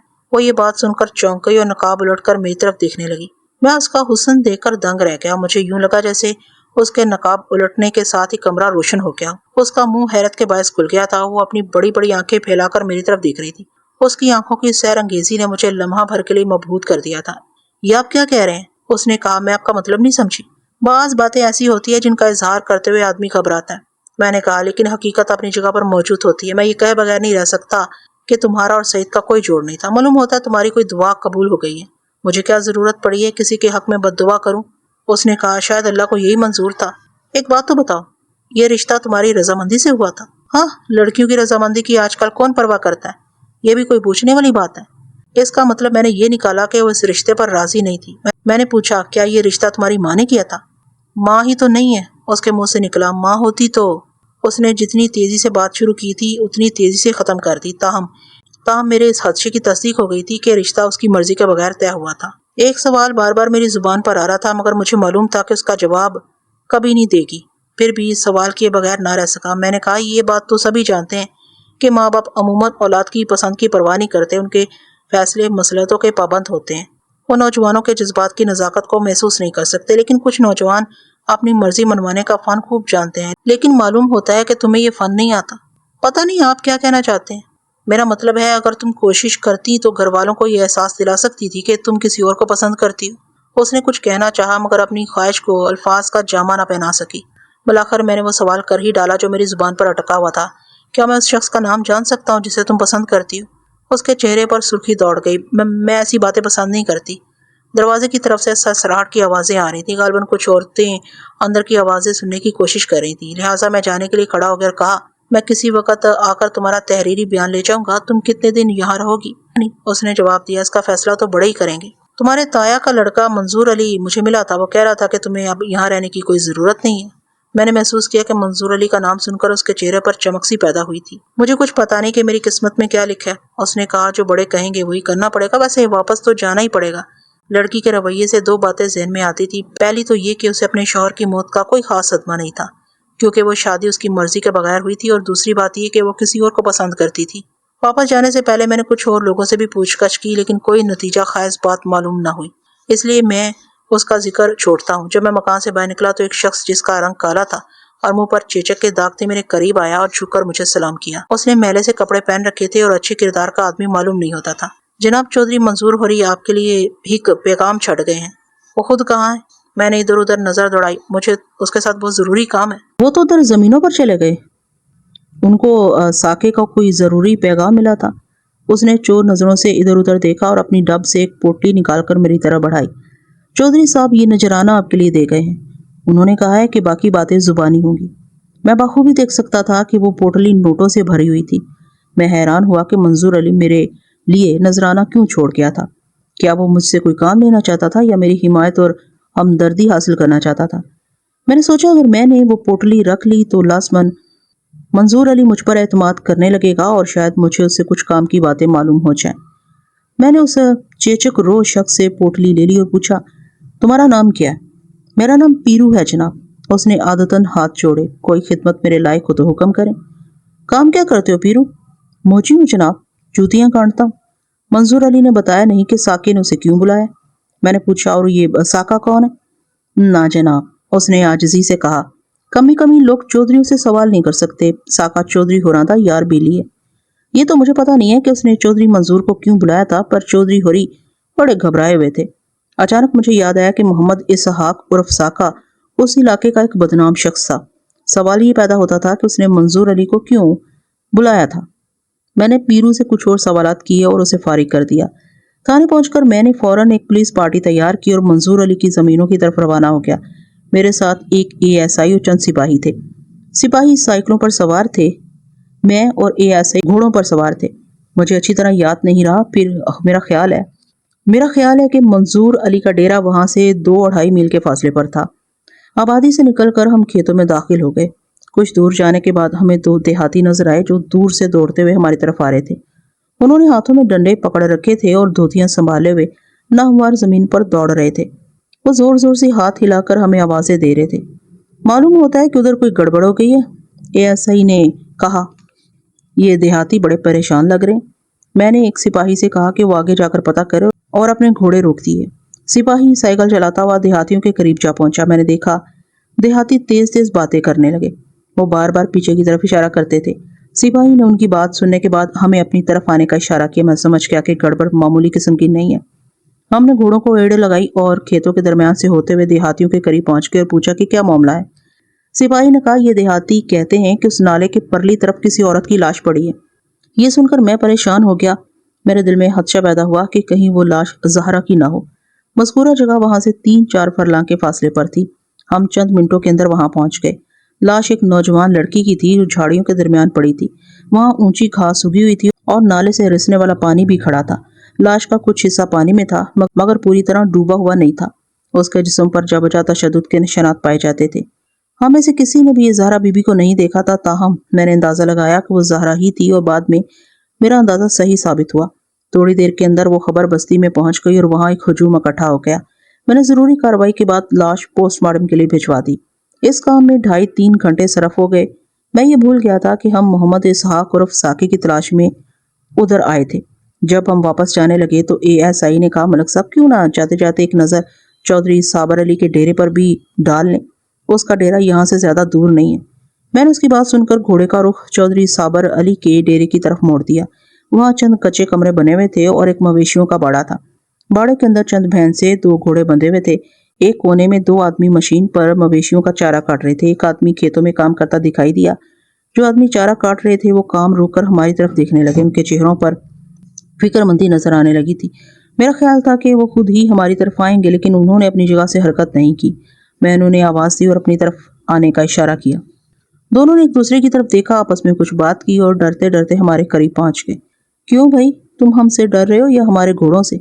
एएसआई ने पूछा। उनमें से एक जो कदरे बड़ी उम्र का था बोला, हुजूर सच पूछें तो डर आपकी वर्दी से लगता है। शरीफ आदमियों को इस वर्दी से नहीं डरना चाहिए। मैंने कहा, क्या नाम है तुम्हारा? आजिज को गुलाम फरीद कहते हैं सरकार। कोई लस्सी पानी का इंतजाम करें जनाब। पहले ये बताओ कि चौधरी मंजूर अली कहाँ है? सरकार, छोटे चौधरी साहब तो यहाँ नहीं है। वो इधर आए तो थे मगर उसी वक्त वापस चले गए थे। मैंने पूछा, साके को जानते हो? बड़ी अच्छी तरह जानता हूँ सरकार। छोटे चौधरी साहब भी उसी का पूछ रहे थे मगर वो इधर नहीं था। जरा ये कोठरियाँ तो खोल के दिखाओ। इन कोठरियों में तो कुछ नहीं है सरकार, गुलाम फरीद ने कहा। ये तो खाली पड़ी। यही तो हम देखना चाहते हैं। मैंने कहा, इनमें कौन कौन रहता है? रहता कोई नहीं। हम लोगों के मंजी बिस्तरे अंदर पड़े हैं, कुछ सामान पड़ा है, आप खुद देख लें। उसने डब से चाबियां निकाली और तीनों कमरे खोल दिए। हम घोड़ों से उतर आए और बारी बारी तीनों कमरों का जायजा लिया। अंदर चंद चारपाइयां, खाली बोरियां, कुछ आलात ज़रात और ऐसा ही कुछ और सामान पड़ा था। उन नीम तारीख सीलन ज़दा कमरों में खासी नागवार सी बू फैली हुई थी। कमरे के बाहर लकड़ी के स्टैंड पर 3 पुराने से घड़े रखे थे। कमरों का जायजा लेने के बाद मैं बाहर आ गया और इर्द गिर्द नजर दौड़ाई। उस वक्त साए लंबे हो रहे थे और माहौल में परिंदों का मिला जुला शोर फैला हुआ था। दाहिनी तरफ कुछ फासले पर भूसे के 2 ढेर नजर आ रहे थे जिनके ऊपर मिट्टी की तय चढ़ा दी गई थी। उनकी ऊंचाई 15-16 फीट के करीब मालूम होती थी। एक ढेर चारों तरफ से बंद था, दूसरे की एक साइड खुली थी और अंदर से भूसा निकाला जा चुका था। मैंने उधर से नजर हटाकर गुलाम फरीद की तरफ देखा और पूछा, क्या ये साका अक्सर यहाँ आता रहता है? पता नहीं जी, मैंने उसे कभी नहीं देखा। अभी तो तुम कह रहे थे कि तुम उससे अच्छी तरह जानते हो। जानता तो हूँ, पर वो इधर कभी नहीं आया। छोटे चौधरी हुरी कह रहे थे कि उसने उन्हें इधर बुलाया था मुलाकात के लिए, मगर उनको बुलाकर आप गायब हो गया। आदमी अच्छा नहीं है, ये जिधर जाता है कोई ना कोई खराबी होती है। मैं जिस वक्त गुलाम फरीद से बातें कर रहा था उस वक्त एएसआई घोड़े पर सवार होकर आसपास का जायजा ले रहा था। अचानक मेरे कानों में उसकी तेज आवाज आई। मैंने आवाज की सिमत देखा तो वो मुझे भूसे के उस ढेर के पास खड़ा नजर आया जिसका मुंह खुला हुआ था। मलक साहब जल्दी से इधर आए, उसने आवाज लगाई, यहाँ किसी की लाश पड़ी है। मैंने घोड़ा गुलाम फरीद के साथी के सुपुर्द किया और दौड़ता हुआ एएसआई के करीब पहुंच गया। भूसे के ढेर के नीचे वाकई एक लाश पड़ी थी और उसके जिस्म का थोड़ा सा हिस्सा खुला हुआ था। हमने उसे मिलकर बाहर निकाला और खुली जगह पर लिटा दिया। ये तो साके की लाश है सरकार, गुलाम फरीद ने कहा। इसे किसने कत्ल कर दिया? हाँ, वो मोहम्मद इसहाक उर्फ साके की लाश थी। उसके जिस्म पर गोलियों के 5 या 6 निशान थे। जिस किसी ने उसे कत्ल किया था वो सख्त गुस्से में था। उसने 1 या 2 गोलियों पर इक्तफा नहीं किया था बल्कि गुस्से में पूरा मैगजीन खाली कर दिया था। मैंने गुलाम फरीद से पूछा, गुलाम फरीद सही सही बताओ, इसे किसने कत्ल किया है? वो हाथ जोड़कर बोला, जनाब मैं बिल्कुल बेगुनाह हूँ, मुझे कुछ पता नहीं। तुम दोनों कब से यहाँ मौजूद हो? मैंने पूछा। सरकार हम सुबह से इधर ही हैं, दोपहर के वक्त रोटी खाने उधर गांव में चले गए थे। तुमने गोलियां चलने की आवाज सुनी थी? उसने नफी में सर हिलाया, बोला नहीं जी, हमने कोई आवाज नहीं सुनी, बेशक हैदर से पूछ लें। हैदर उसके साथी का नाम था। वो घोड़े की बाग पकड़े वहां पहुंच गया तो आंखें फाड़े लाश को देख रहा था। उसने भी यही जवाब दिया कि उसने गोलियां चलने की आवाज नहीं सुनी। मैंने थाने से आदमी बुलवाए, जब्ते की कार्रवाई मुकम्मल की, लाश पोस्टमार्टम के लिए भिजवाई और गुलाम फरीद और हैदर को ले जाकर हवालात में बंद कर दिया। अगले रोज मैंने एएसआई को उस इलाके में जहां से साके और जहरा बीबी की लाशें बरामद हुई थी तफ्तीश के लिए रवाना कर दिया। इस सिलसिले में हमने खासी लंबी चौड़ी कार्रवाई की थी, लेकिन मैं आपकी बोरियत के ख्याल से उसका जिक्र नहीं कर रहा। दोपहर के बाद मैंने मंजूर अली को पूछताछ के लिए थाने बुलवाया। उसके साथ 2-3 आदमी और भी थे जिन्हें मैंने बाहर बिठा दिया। एक ज़िमनी बात बता दूं कि 3 आदमियों पर मुश्तमिल एक पुलिस पार्टी को मैंने तफ्तीश के लिए चुन्नीवाल भेज रखा था। मुझे उनकी रिपोर्ट का भी इंतजार था। हमारी तफ्तीश कुछ आगे बढ़ी थी। अब मैं ये जानना चाहता था कि मंजूर अली को साके ने क्यों बुलाया था और उसके कत्ल में किसका हाथ था। मैंने महसूस किया कि मंजूर अली के चेहरे पर पहले जैसी खुद एतमादी नहीं थी, ताहम बज़ाहिर वो पुरएतमाद नजर आने की कोशिश कर रहा था। मैंने दोस्ताना लहजे में कहा, मंजूर अली, मैंने तुम्हें गपशप के लिए बुलाया है, किसी बात का बुरा ना मनाना। कल तुम्हारा भेजा हुआ नजराना मिल गया था। कोई बात नहीं मलक साहब, इतनी छोटी सी बात का जिक्र करने की क्या जरूरत है? हम तो हमेशा काम आने वाले बंदे हैं। जब भी कभी जरूरत हो अपना आदमी भेज दें, आपका काम हो जाएगा। मैं कुछ देर तक इधर उधर की बातें करता रहा, फिर कहा, पीरू मोची ने मुझे बताया था कि साके ने तुम्हें डेरे पर बुलाया था। क्या बात करना चाहता था वो तुमसे? मेरा ख्याल था कि वो साके का जिक्र पसंद नहीं करेगा, लेकिन मेरे ख्याल के बरक्स उसने साके के जिक्र में दिलचस्पी लेते हुए कहा, मैं खुद ही इस सिलसिले में आपके पास आना चाहता था। मेरा ख्याल है कि डकैती की वारदात में साके का हाथ था। मुझे तो इस बात पर ताज्जुब है कि आपने अभी तक उसके साथियों को गिरफ्तार क्यों नहीं किया। उसने तफसील बताते हुए कहा कि गुज़िश्ता रोज उसे मुजीद उर्फ जेदा मिला था। जेदे ने उससे कहा कि साका उससे जहरा बीबी के बारे में मिलना चाहता है। जेदे ने यह भी कहा कि अगर उसे जहरा बीबी जिंदा सलामत वापस चाहिए तो वो खाली हाथ ना जाए, 5,000 रुपये साथ लेकर जाए। उस जमाने में 5,000 रुपये काफी बड़ी रकम थी। उन दिनों सोना 60-70 रुपये तोला मिल जाता था। मंजूर अली ने मुझे बताया कि उसने जेदे की ये धमकी सुनकर उसे कहा, अरे जेदे, जानता नहीं मैं कौन हूँ? चौधरी मंजूर अली मेरा नाम है। इस इलाके में हमारी इजाजत के बगैर कोई माइका लाल पर नहीं मार सकता। साके से कह देना कि लड़की को कोई नुकसान नहीं पहुंचना चाहिए। उस पर जेदे ने कहा, चौधरी पैगाम मैंने पहुंचा दी है, आगे तेरी मर्जी, जो जी में आए कर। हमारा मामला तो साके के साथ है, अगर उसने हमारे साथ धोखा किया तो हम उसका पत्ता साफ कर देंगे। मंजूर अली ने जेदे को जवाब दिया, तुम साके को मेरा पैगाम पहुंचा दो, मैं उससे मिलने के लिए डेरे पर पहुंच रहा हूँ। उसे कह देना कि जहरा को अपने साथ रखे। जेदे ने कहा, और साके ने यह भी कहा है कि अकेले आना, अगर तुम्हारे साथ कोई हुआ तो अच्छा ना होगा। मंजूर अली ने तफसील बताते हुए मजीद कहा कि वो साके का पैगाम मिलने के आधे पौने घंटे बाद डेरे पर पहुंच गया, मगर उसके आदमी ने बताया कि साका वहां नहीं आया था, लिहाजा वो वापस आ गया। इस सारी तफसील से नतीजा ये निकलता था कि जहरा बीबी को साके और उसके आदमियों ने अगवा किया था और वो मंजूर अली से तावान वसूल करना चाहते थे। मजीद बारीकी से गौर करने पर यह बात सामने आई कि लड़की को जेदे ने साके की हिदायत पर अगवा किया था। साके ने उसे वादा किया था कि वो उसे इस काम का मुआवजा देगा, लेकिन हुआ ये कि मंजूर अली के इनकार की वजह से साके ने जहरा को कत्ल कर दिया और खुद जेदे के हाथों कत्ल हो गया, क्योंकि उसने जेदे को तयशुदा मुआवजा नहीं दिया था। ये वो नतीजा था जो मंजूर अली की बयान करदा तफसील से निकलता था। अब देखना यह था कि इसमें कितनी सदाकत थी। इस नतीजे पर सबसे बड़ा एतराज ये वारिद होता था कि अगर लड़की को पैसों के लिए अगवा किया गया था तो अगवा करने वालों ने बारात को क्यों ना लूटा। उनके पास जेवरात के अलावा नकद रकम और कीमती सामान भी था। मंजूर अली ने बात खत्म करने के बाद जेब से सिगरेट का पैकेट निकाला, एक सिगरेट खुद लिया और एक पैकेट मेरी तरफ बढ़ा दिया। उसने अपना सिगरेट सुलगाने के बाद लाइटर मेरी तरफ बढ़ाया और कहा, मलक साहब, हमारे 2 आदमी आपके मेहमान खाने में बंद हैं, उन्हें छुट्टी दे दें, उनके बीवी बच्चे बड़े परेशान हैं। फिक्र नहीं करो मंजूर अली, उनको जल्दी छुट्टी मिल जाएगी। मैंने कहा, मेरा ख्याल है कि वारदात साके और जेदे ने की थी। साका तो वासिले जहन्नुम हुआ, मैं जेदे और उसके आदमियों को काबू करूं, उसके बाद तुम्हारे आदमियों को छोड़ दूंगा। तुम्हें उनके नाम तो मालूम होंगे। उसने मुझे जेदे के अलावा 5 आदमियों के नाम नोट करा दिए और थोड़ी देर बाद रुखसत हो गया। अगले रोज पोस्टमार्टम की रिपोर्ट मौसूल हो गई। उस रिपोर्ट के मुताबिक ज़हरा की मौत साके से कम 2 घंटे पहले वाक़या हुई थी। मैंने अंदाज़ा लगाया कि जब मंजूर अली को साके का पैगाम मिला था, ज़हरा उससे 1.5-2 घंटे पहले मर चुकी थी। मंजूर अली का ये कहना कि साके ने ज़हरा की वापसी के एवज़ 5,000 रुपये तलब किए थे बिल्कुल गलत था, लिहाजा बाकी सारी बातें भी गलत थीं। उस रोज़ हमने मुजीद उर्फ जेदे को उसके 2 साथियों समेत गिरफ्तार कर लिया और उसने मेरे सवालात के जवाब में बताया कि उसे बारात पर हमले और अगवा के बारे में कुछ इल्म नहीं, ना ही उसने मंजूर अली को साके का कोई पैगाम पहुंचाया था। उसके खिलाफ हमारे पास कोई सबूत नहीं था, सिर्फ मंजूर अली का बयान था और एक आदमी का बयान काफ़ी नहीं था। जेदा पुराना पापी था और उससे कोई बात उगलवाना आसान ना था। चूँकि मैं मसरूफ बहुत ज़्यादा था, इसलिए मैंने उसे हवालात में बंद कर दिया। जिस पुलिस पार्टी को मैंने चुन्नीवाल भेजा था, उन्होंने वहाँ से खासी मालूमात हासिल की थी। एक खबर वो ये लाए थे कि मकतूल सईदुद्दीन की बेवा फहमीदा पहले मंजूर अली की मंगेतर थी, लेकिन बाद में ये मंगनी तोड़ दी गई थी। ये खबर मिलने के बाद मेरे दिल में एक शुबा पैदा हुआ। मैंने सोचा हो सकता है कि मंजूर अली ने इंतकामन सईदुद्दीन को कत्ल करवा दिया हो, लेकिन इस नतीजे पर पहुंचने से पहले ये जानना जरूरी था कि मंगनी कैसे टूटी थी। अगर मंगनी लड़के वालों की तरफ से तोड़ी गई थी तो फिर इंतकाम का कोई जवाब नहीं था। मैंने एएसआई और सिपाहियों को साथ लिया और तांगे पर चुन्नीवाल पहुंच गया। चौधरी साबर अली को हमारी आमद की खबर हुई तो वो हमें अपनी हवेली में ले गया और हमारी खातर मदारात के सिलसिले में अपने मुलाजिमों को इधर उधर दौड़ाने लगा। उसका बेटा मंजूर भी वहाँ मौजूद था और मेरी आमद पर खुश दिखाई नहीं देता था। वो मेरी आमद का मकसद जानना चाहता था और मेरे साथ ताउन करने पर बहुत मुस्तैद नजर आता था, मगर मैंने उसे ये कहकर टाल दिया कि मैं ज़ाब्ते की कार्रवाई मुकम्मल करने आया हूँ, कोई खास बात नहीं। मैंने बातों बातों में फहमीदा के घर का पता मालूम कर लिया था। फहमीदा का बाप चौधरी इमदाद अली और चौधरी साबर अली सगे भाई थे, लेकिन तफ्तीश करने वाले एएसआई ने मुझे बताया था कि दोनों भाइयों के ताल्लुकात ज्यादा खुशगवार नहीं है। चौधरी साबर अली की हवेली में आधा घंटा गुजारने के बाद मैंने सिपाहियों को वहीं छोड़ा और चौधरी इमदाद अली के घर पहुंच गया। उसकी हवेली देखकर मैंने अंदाजा लगाया कि उसकी माली हैसियत अपने भाई से कमजोर थी। एक मुलाजिमा ने मुझे बैठक में बिठाया और मेरे इस्तिफसार पर बताया कि चौधरी साहब घर पर नहीं है। मैंने उसे कहा कि घर में जो कोई भी है उसे बुला लाए। थोड़ी देर बाद फहमीदा कमरे में दाखिल हुई और सलाम करने के बाद कुर्सी पर बैठ गई। उसने सादा लिबास पहन रखा था और मेकअप के बगैर ज्यादा हसीन लग रही थी। उसकी बूढ़ी मुलाजिमा दरवाजे में बैठ गई।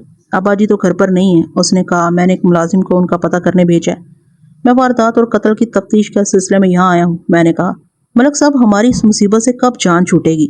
उसने एहतजाज करते हुए कहा, इससे पहले भी आपके आदमी गांव में पूछताछ करके गए हैं।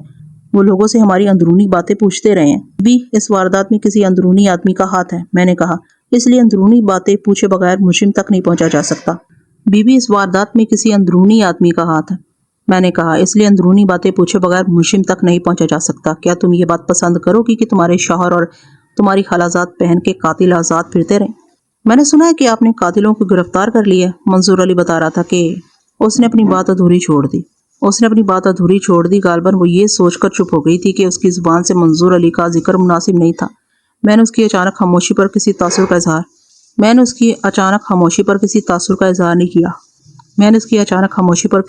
इजहार नहीं किया। मंजूर अली मुझसे मिलता रहता है, मैंने रसानियत से कहा। उसी की मुखबरी पर हमने कुछ लोगों को गिरफ्तार किया, अभी मैं उससे मिलकर आ रहा हूँ। उसने मुझे बताया कि पहले तुम उसकी मंगेतर थी। उसने चौंक कर मेरी तरफ देखा और बोली, ये बात उसने आपको बताई है? हाँ, उसी ने बताई है। मैंने झूठ बोला। वैसे हकीकत में ये बात हमें पहले ही मालूम हो गई थी। यहाँ तो सब लोग ही ये बात जानते हैं। वैसे मंगनी टूटने की वजह क्या थी? उसने मुंह फेर लिया और होले से बोली, क्या फायदा इन बातों को दोहराने का? डॉक्टर और पुलिस वाले जब तक पुरानी बातों को न कुरेदें तब तक बीमारी की तह तक नहीं पहुंच सकते। मैंने कहा, हो सकता है कि इस बात के जानने से हमें कोई फायदा ना हो सकता है, फायदा हो, लेकिन जानना बहुत जरूरी है। उसने एक तवील तामल के बाद कहा, दरअसल किसी ने ये बात मशहूर कर दी थी कि मंजूर अली मेरा रजाई भाई है। उसने बचपन में मेरी माँ का दूध पिया। हालांकि शुरू में ऐसी कोई बात हमारे इल्म में नहीं थी। मेरी माँ चूंकि फौत हो चुकी है, इसलिए इस बात की तस्दीक भी नहीं की जा सकती थी। मैंने पूछा, मंजूर अली से तुम्हारी मंगनी तुम्हारी माँ की वफात से पहले हुई थी या बाद में? अब बाकायदा मंगनी बाद में हुई थी, लेकिन जुबानी मंगनी पहले से थी। माँ भी यही चाहती थी कि मेरी शादी मंजूर अली से हो। अगर उसने मंजूर अली को अपना दूध पिलाया होता तो वो ये ख्वाहिश कभी ना करती। तुम्हें इस मंगनी के टूटने का अफसोस तो बहुत हुआ होगा, मैंने पूछा। उसने हौले से कहा, अफसोस तो होना ही था। इसका मतलब ये था कि वो मंजूर अली से मोहब्बत करती थी। क्या तुम्हारे बाप ने बगैर तहकीक के मंगनी तोड़ दी थी? दरअसल अब्बा जी का ताया जी से जायदाद के मामले में कुछ इख्तलाफ हो गया था, लिहाजा उन्होंने इस बात को गनीमत जाना और फतवे के लिए मौलवी साहब के पास पहुंच गए। मौलवी साहब ने गवाही सुनकर झट फतवा झाड़ दिया, लिहाजा मेरा मंगेतर मेरा रजाई भाई बन गया और मेरे लिए हराम हो गया। इस फतवे पर मंजूर अली का क्या रद्द-ए-अमल था? क्या वो तुमसे मिलता जुलता था? पहले मंगेतर था और मेल मुलाकात में एहतियात बरतता था, लेकिन भाई बन जाने के बाद एहतियात की जरूरत बाकी नहीं रही। उसे मंगनी टूटने का मुझसे भी ज्यादा दुख हुआ था। इस असना में चौधरी इमदाद अली भी घर पहुंच गया। उसकी आवाज सुनकर फहमीदा जल्दी से उठ गई और जाते जाते मुझे ताकीद कर गई कि मैं उसके बाप से उससे होने वाली बातों का जिक्र न करूं। चौधरी इमदाद अली अपने भाई के मुकाबले में बहुत सीधा और शरीफ आदमी नजर आता था। अगरचा उसके चेहरे पर दाढ़ी नहीं थी, मगर चौधरी साबर अली जैसी बड़ी बड़ी मूछें भी नहीं थी। उसने मुझे सलाम किया, खैर खैरियत पूछी और मेरे करीब की कुर्सी पर बैठ गया। रस्मी कलमात के बाद मैंने कहा, चौधरी साहब, हम जहरा बीबी और अब सईदुद्दीन के कत्ल के सिलसिले में तफ्तीश करने यहाँ आए हैं। आपको ये बात मालूम हो चुकी होगी कि हमने चंद आदमियों को शुबे में गिरफ्तार किया है, मगर अभी तक उनके खिलाफ कोई ठोस सबूत नहीं मिला। मलक साहब, मेरी बात का बुरा नहीं मनाना। पुलिस को दोस्ती और ताल्लुक का लिहाज किए बगैर तफ्तीश करना चाहिए। दोस्ती दरमियान में आ जाए तो इंसाफ करना मुश्किल हो जाता है। मेरा ख्याल है आप किसी खास बात की तरफ इशारा कर रहे हैं, मैंने कहा, लेकिन जब तक आप खुलकर बात नहीं करेंगे मैं कोई वजाहत नहीं कर सकूंगा। वो कदरे धीमी आवाज में बोला, मेरा भतीजा मंसूर ये कहता फिर रहा है कि थानेदार उसकी मुट्ठी में है, वो जिसको चाहे अंदर करा सकता है और जिसको चाहे छुड़ा सकता है। उसकी बात से इस बात की तस्दीक होती थी कि उसके अपने भाई से ताल्लुकात अच्छे नहीं थे। चौधरी साहब, ये बात तो आप भी कह सकते हैं, मैंने कहा, लेकिन मैं मुट्ठी में आने वाला थानेदार नहीं हूँ। अगर ऐसी बात होती तो मंजूर अली के 2 आदमी हवालात में बंद ना होते। अखलाक और चीज़ है, दोस्ती और चीज़ है। इस केस में 3 आदमी कत्ल हो चुके हैं, खसूसन जहरा बीबी और सईदुद्दीन के कत्ल का मुझे बहुत दुख है। जहरा की माँ फातिमा का बहुत बुरा हाल है, उसने कहा, बेटी की मौत ने उसकी कमर तोड़ दी है। चौधरी साहब, मैं फातिमा बीबी की बेटी को तो वापस नहीं ला सकता, लेकिन मैं जहरा के कातिलों को नहीं छोड़ूंगा। इस बात का मैंने तैयार कर रखा है। आप लोग हमारे साथ ताउन करेंगे तो इंशाल्लाह हमारे हाथ कातिलों की गर्दनों तक जरूर पहुंच जाएंगे। मैंने सुना है कि आपकी बेटी पहले मंजूर अली से मंसूब थी। क्या बता सकते हैं कि मंगनी टूटने की वजह क्या थी? मलक साहब, ये है तो घर की बात, लेकिन छुपाई भी नहीं जा सकती। पहली बात तो ये है कि मुझे मंजूर अली के तौर तरीके पसंद नहीं है, बहुत बेअदब लड़का है। मंगनी तो टूटनी ही थी, लेकिन अल्लाह ने खुद ही मंगनी तोड़ने का बंदोबस्त कर दिया। हमें यह पता चला कि मंजूर अली फहमीदा का रजाई भाई है, यानी मेरी बीवी का दूध पी चुका है। मुझे ख्याल आया, हो सकता है कि चौधरी इमदाद अली ने खुद ही ये बात मशहूर कर दी हो। मैंने पूछा, ये बात आपको कैसे मालूम हुई कि मंजूर अली फहमीदा का रजाई भाई है? ये बात मंजूर अली की दाई मासी लतीफ़ा ने बताई है। उसने मौलवी साहब के रूबरू इस बात की शहादत दी। उस पर मौलवी साहब ने फतवा दे दिया कि ये शादी नहीं हो सकती, लिहाजा मंगनी खुद ब खुद टूट गई। मंजूर अली का इस बात पर क्या रद्द-ए-अमल था? मैंने पूछा। उसने तो बहुत शोर मचाया होगा। बेअदब इंसान से और किस बात की तवक्को की जा सकती है? उसने हमारे खिलाफ बहुत जहर उगला था, लेकिन हम शरई मसले में क्या कर सकते थे? फतवा मौजूद है, आप चाहें तो मौलवी साहब से पूछ सकते हैं। मंजूर अली ने कहा था कि अगर फहमीदा की शादी उसके साथ ना हुई तो फिर किसी के साथ भी नहीं होगी, वो सारी उम्र घर में बैठी रहेगी। मैंने सुना है कि उसने सईदुद्दीन को भी धमकी दी थी। चौधरी साहब, ये तो बहुत बड़ी बात है, आपको ये बात फौरन हमारे इल्म में लाना चाहिए थी। उसने सर झुका लिया, बोला, मलक साहब, ये ज़ात बिरादरी का मामला है, हमें बहुत कुछ सोचना पड़ता है। वाह चौधरी साहब वाह, मुझे तो आप इंसाफ की तलकीन करते हैं और खुद ज़ात बिरादरी से डरते हैं। क्या आपने अल्लाह ताला का ये हुक्म नहीं सुना कि सच्ची गवाही तो खा वो तुम्हारे माँ बाप के खिलाफ ही क्यों ना हो? आप ठीक फरमाते हैं, उसने कहा, लेकिन मसला यह है कि अल्लाह तो माफ़ कर देता है पर बंदे कभी माफ़ नहीं करते, इसलिए बंदों से ज़्यादा डर लगता है। वैसे आप फिक्र ना करें, वक्त आने पर मैं पीछे नहीं हटूंगा। थोड़ी देर बाद मैंने उसे इजाज़त ली और पता पूछता हुआ मासी लतीफ़ा के घर पहुँच गया। मेरी दस्तक के जवाब में 19-20 साल की अलहड़ सी लड़की ने दरवाज़ा खोला और मुझे देखकर उल्टे पांव वापस भागी। दूसरे कमरे से उसकी तेज़ तेज़ आवाज़ सुनाई दी। वो अपनी माँ से कह रही थी, अम्मा अम्मा, बाहर एक वर्दी वाला सिपाही खड़ा है। हाय वे रब्बा, मेरा ते साई सुक गया, जा उतरी ना होवे थे। किसी औरत ने कहा, पूछना तो था कि कौन है? तू आप ही पूछ ले, लड़की ने कहा, पता नहीं कौन है। थोड़ी देर बाद एक भारी तनोतोश वाली औरत दरवाजे पर आई। उसकी शक्ल देखते ही मैं समझ गया कि वो लगाई बुझाई करने वाली एक तेज तरार औरत थी। میرا نام ملک صفدر حیات ہے، میں نے عورت سے کہا۔ میں اس علاقے کا تھانے دار ہوں اور ماسی لطیفہ سے ملنا چاہتا ہوں۔ اندر آ جا بھی تھانے دار پترا، عورت نے کہا۔ میں ہی ماسی لطیفہ ہوں، کیا کام ہے؟ وہ ایک کچا کمرہ تھا جس میں 2 چارپائیاں رکھی تھی اور کچھ سامان ادھر ادھر بکھرا پڑا تھا۔ میں اندر چلا گیا اور ایک چارپائی پر بیٹھ گیا۔ تمہارے گاؤں کی ایک لڑکی کو ڈاکو نے قتل کر دیا ہے، اس کا سن کر بڑا دکھ ہوا ہے۔ ہاں پتر، دکھ کسے نہیں ہوا، لیکن بندے کو اپنا معاملہ ٹھیک رکھنا چاہیے، ماسی لطیفہ نے کہا۔ میں نے فاطمہ کو منع بھی کیا تھا کہ رات کا وقت ہے، لڑکی کو نہ بھیج، لیکن اس نے میری نہیں سنی۔ بس اللہ ہی معافی دے، میں نے عورت کو بیوقوف بنانے کے لیے کہا۔ یہی تو ساری مصیبت ہے، لوگ آج کل سیانوں کی بات پر کان نہیں دھرتے۔ اگر فاطمہ تمہاری بات مان لیتی تو یہ برا دن نہ دیکھتی۔ وہ میری بات سن کر خوش ہو گئی، بیٹی کو آواز لگا کر بولی، ریشما، نی ریشما، ادھر آ، کہاں مر گئی؟ تھانے دار پتر کے لیے کوئی لسی پانی لے آ۔ لڑکی دروازے میں چلکی دکھا کر غائب ہو گئی۔ ایک بوڑھا کھانستا ہوا اندر آیا اور مجھے سلام کرنے کے بعد دوسری چارپائی پر بیٹھ گیا۔ ماسی لطیفہ نے بتایا کہ وہ اس کا چاچا تھا اور اونچا سنتا تھا۔ کچھ دیر تک میں ماسی لطیفہ کو خوش کرنے والی باتیں کرتا رہا، پھر اصل موضوع کی طرف آتے ہوئے کہا، میں نے سنا ہے کہ چودھری امداد علی کی بیٹی پہلے منظور علی کی منگیتر تھی، بعد میں پتا چلا کہ منظور علی نے فہمیدہ کی ماں کا دودھ پیا تھا، اس لیے منگنی ٹوٹ گئی۔ سنا ہے کہ یہ تمہارا کارنامہ ہے؟ وہ سمجھی میں اس کی تعریف کر رہا ہوں، بولی، کہتے ہیں دلوں کا ملاپ کرانا ثواب کا کام ہے۔ ملاپ کہاں ہوا؟ میں نے کہا، دلہا بیچارہ ملاپ سے پہلے اللہ کو پیارا ہو گیا۔ ماسی لطیفہ نے بے خیالی میں کہا، میں نے تو اپنا وعدہ پورا کر دیا تھا، آگے اس کی قسمت۔ ہو سکتا تھا کہ میں اس بات کو نظر انداز کر دیتا، لیکن بات پوری کرنے کے ساتھ ہی ماسی لطیفہ کے چہرے پر خفیف سی گھبراہٹ نمودار ہو گئی۔ یہ دیکھ کر میرا ماتھا ٹھنکا، میں سمجھ گیا کہ معاملہ کچھ گڑبڑ تھا۔ یہ عورت کس قسم کے وعدے کی بات کر رہی تھی؟ میں نے بظاہر سرسری انداز میں پوچھا، ماسی لطیفہ، تم نے سعید الدین سے کیا وعدہ کیا تھا؟ میرا سوال سن کر اس کی گھبراہٹ میں اضافہ ہو گیا، بولی، وعدہ تو کوئی نہیں تھا، میں تو ایسے ہی ایک بات کر رہی تھی۔ میرا سعید الدین سے کیا واسطہ؟ اسے رشتہ ملے یا نہ ملے، میرا کیا واسطہ؟ میں نے چہرے پر تھانے داری روب طاری کرتے ہوئے کہا، ماسی لطیفہ، واسطہ تو تمہارا بڑا گہرا ہے، مجھے سب پتا ہے کہ تم نے سعید الدین سے کیا وعدہ کیا تھا۔ اگر سچ بتا دو گی تو سوکھی چھوٹ جاؤ گی۔ اس کی بیٹی ریشما جو لسی کا گلاس لیے دروازے میں نمودار ہوئی تھی، میرا لب و لہجہ سن کر وہیں رک گئی۔ ماسی لطیفہ کا بوڑھا چاچا بھی میرے تیور دیکھ کر فکر مند نظر آنے لگا تھا۔ ہائے ہائے بے ربا، ایسے ہی مجھے آنکھیں دکھا رہے ہو؟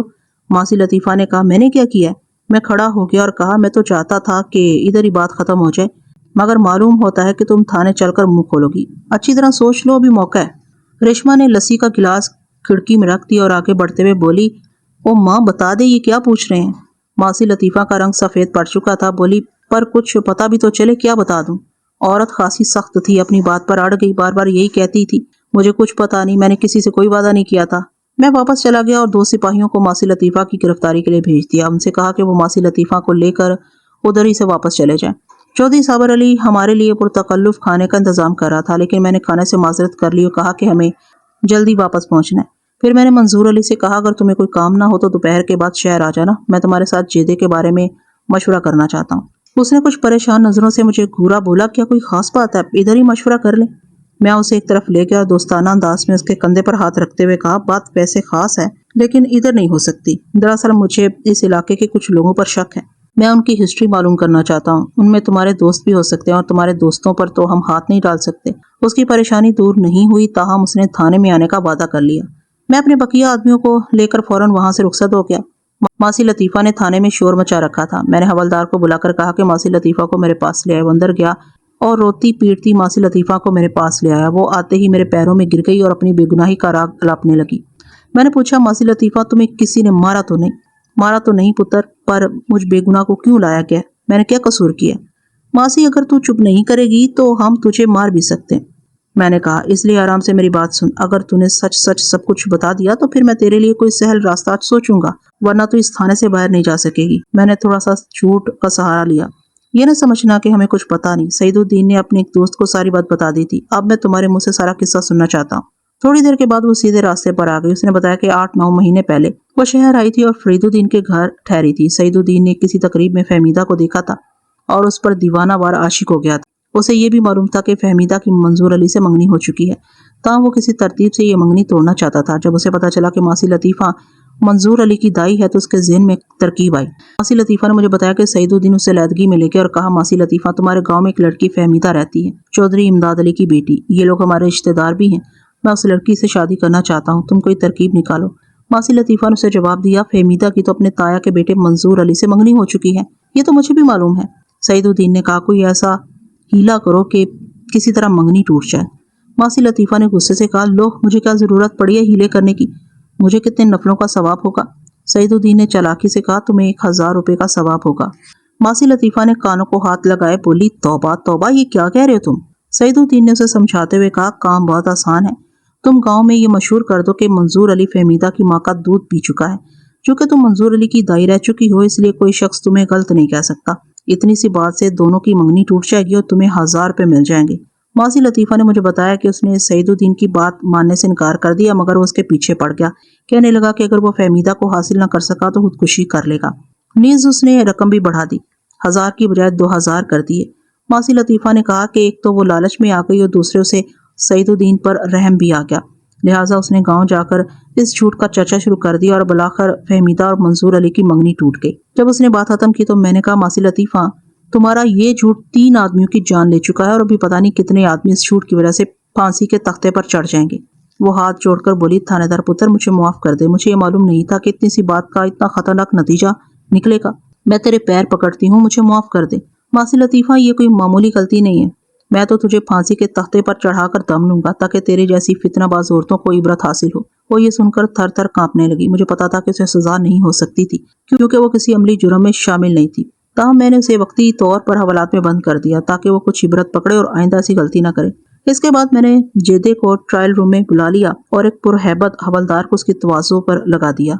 वो हाथ पैर जोड़ने लगा, माफिया मांगने लगा, लेकिन कोई बात मानने पर तैयार नहीं था। मैंने उसे कहा, सुनाए जेदे, ये काम सारा दिन और सारी रात जारी रहेगा। एक आदमी थक जाएगा तो मैं दूसरा आदमी लगा दूंगा।